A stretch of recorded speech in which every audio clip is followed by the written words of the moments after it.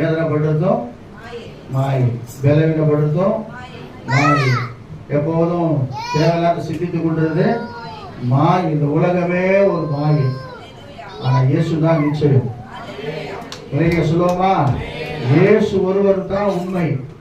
நீங்க பாக்குறதெல்லாம் மாயை, காண்கிற உலகெல்லாம் மாயை. இதெல்லாம் ஒரு நாள் மறைக்கப்பட்டு போகும். ஆனா நித்திய ஜீவனை கொடுக்க சொன்ன இயேசு கிறிஸ்து சீக்கிரம் வர போறார்.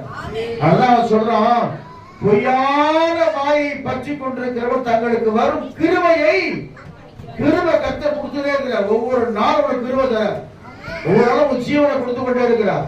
ஒவ்வொரு நாளும் வியாதி சுகமாக்கி கொண்டே இருக்கிறார். ஒவ்வொரு நாளும் ஆத்மாவில் கர்த்தர் பேசிக் கொண்டிருக்கிறார். ஆனா நீங்க நினைக்கிறீங்க ஏதோ ஒரு காரியம் நாம இருப்போம், 150 வயசு 200 வயசு இருப்போம், இன்னைக்கு நாம மற்ற சாதிக்க போறோம், ஒன்றும் கிடையாது. அவன் சொல்றான் பாருங்க, சங்கீதக்காரன், செத்தவனை